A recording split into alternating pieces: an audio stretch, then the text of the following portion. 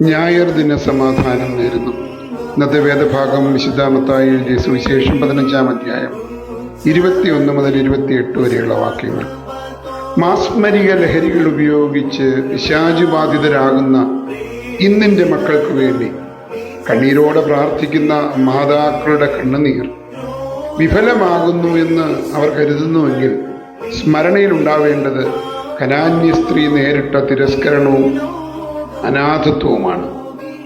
അവൾ പിന്മാറാതെ ക്രിസ്തുവിൽ നിന്ന് തൻ്റെ മകളുടെ സൗഖ്യം ലഭ്യമാകും എന്ന് ഉറച്ചു വിശ്വസിച്ച് നേടിയെടുത്ത വിജയമാണ്. ആ അമ്മ മറ്റമ്മമാരുടെ മാതൃകയാവാൻ ഇതൊന്നു മാത്രമല്ല. ഞായർ ദിന സമാധാനം നേർന്നുകൊണ്ട് തോമസ് പി ജോൺ.